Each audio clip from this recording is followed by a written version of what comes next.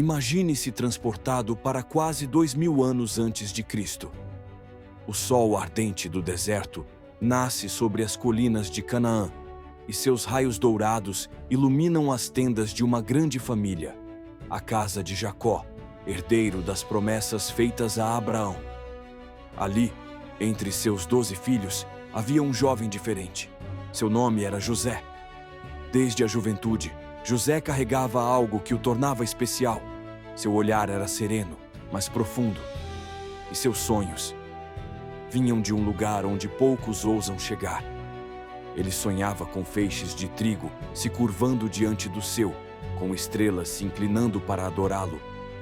E embora fosse apenas um garoto, o brilho desses sonhos era grande demais para ser ignorado. Mas o que nasce para ser luz, inevitavelmente desperta sombras. Seus irmãos o invejavam, detestavam o favoritismo do pai, que lhe dera uma túnica colorida, símbolo de honra, mas também de discórdia. Cada cor daquela veste parecia feri-los como uma lâmina invisível. Certo dia, quando José foi levar provisões aos irmãos no campo, a inveja se transformou em traição. Eles o cercaram, arrancaram-lhe a túnica e o jogaram em um poço seco. Os gritos de José ecoaram pelas rochas do deserto, mas ninguém respondeu. Pouco tempo depois, uma caravana de ismaelitas surgiu no horizonte. E por 20 moedas de prata, o preço de um escravo, eles venderam o próprio sangue. Enquanto José era levado amarrado, olhando pela última vez para o deserto da sua terra, seus irmãos manchavam sua túnica com o sangue de um cordeiro e mentiam a Jacó dizendo: "Uma fera o devorou." Naquela noite, o velho pai chorou como quem perde a alma. Mas no céu, o plano de Deus apenas começava. José foi levado ao Egito, a terra dos faraós, um império de pirâmides, de rios e de deuses. Ali, foi comprado por Potifar, capitão da guarda real. E mesmo como escravo, a presença de Deus estava com ele. Tudo o que tocava prosperava. As plantações floresciam, as contas batiam, os servos obedeciam. Potifar confiou-lhe toda a casa, e o Egito começou a notar o brilho que emanava daquele hebreu. Mas onde há favor, há também provação. A esposa de Potifar se encantou por José, tentou seduzi-lo. E quando ele resistiu, fugindo da tentação, ela o acusou falsamente. Potifar, tomado pela fúria, o lançou nas prisões do império. Foi ali, nas sombras, que o homem de Deus foi provado. O chão era frio, o ar pesado. Mas José manteve o coração aceso pela fé. Mesmo entre criminosos e esquecidos, ele servia, ajudava e ouvia os sonhos dos homens. Interpretou o sonho do copeiro e do padeiro do faraó. Um seria restaurado, o outro condenado. Tudo aconteceu exatamente como ele disse. Mas o copeiro, ao voltar ao palácio, se esqueceu dele. Por 2 longos anos, José permaneceu preso, esquecido, aos olhos dos homens, mas não aos olhos de Deus.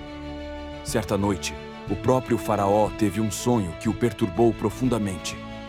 7 vacas gordas devoradas por 7 vacas magras, 7 espigas cheias engolidas por espigas mirradas. Nenhum sábio, mago ou sacerdote do Egito pôde explicar. Foi então que o copeiro lembrou: existe um homem nas prisões que interpreta sonhos com sabedoria divina. José foi trazido diante do trono do Egito. Barba feita, roupas limpas, mas a alma, marcada pelo tempo e pela fé. Faraó o observou e perguntou: ouvi dizer que você interpreta sonhos. José respondeu com humildade: não eu, mas Deus é quem revela os mistérios. E então ele explicou: 7 anos de fartura viriam sobre o Egito, seguidos por 7 anos de fome devastadora. E recomendou ao rei que escolhesse um homem sábio para administrar os recursos. O silêncio tomou conta do palácio, até que o próprio faraó disse: existe homem como este, em quem habita o Espírito de Deus? Naquele instante, o escravo se tornou governador, do cárcere ao trono, do esquecimento à glória. José recebeu o anel do faraó, vestes de linho fino e uma carruagem real. O Egito inteiro se curvou diante dele. Durante os anos de fartura, ele encheu celeiros, construiu armazéns e preparou o império para o que viria.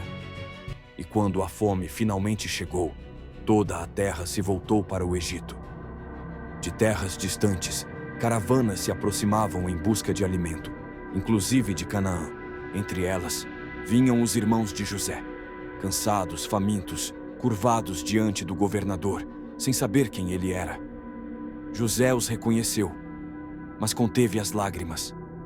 Seu coração se dividia entre a lembrança da traição e a compaixão do perdão. Ele os testou, quis ver se haviam mudado. E quando viu o arrependimento em seus olhos, não resistiu mais. Mandou todos saírem e, chorando em voz alta, revelou: Eu sou José, vosso irmão. Eu sou José, aquele que vocês venderam ao Egito. Mas não se entristeçam. Deus me enviou à frente de vocês para preservar vidas. O reencontro foi de lágrimas e perdão. A família se reuniu novamente. Jacó, já velho, pôde abraçar o filho que acreditava estar morto. Naquele dia, o sonho se cumpriu. Os irmãos se curvaram diante dele, não por poder, mas por propósito. E José entendeu: o que os homens planejaram para o mal, Deus transformou em bem. O jovem sonhador havia se tornado o salvador de uma nação. O escravo, príncipe. O esquecido, lembrado. Esta é a história de José do Egito, um homem que enfrentou o poço, o cárcere e a solidão, mas nunca abandonou a fé. Um homem que descobriu que os planos de Deus podem ser lentos, mas nunca falham. Porque quando Deus escolhe alguém, nem o deserto, nem a prisão, nem a traição podem impedir o cumprimento do seu propósito. Se essa história te tocou, curta, compartilhe e se inscreva no canal Bíblia em Cena, onde a fé ganha voz e as páginas da Escritura se transformam em vida diante dos seus olhos.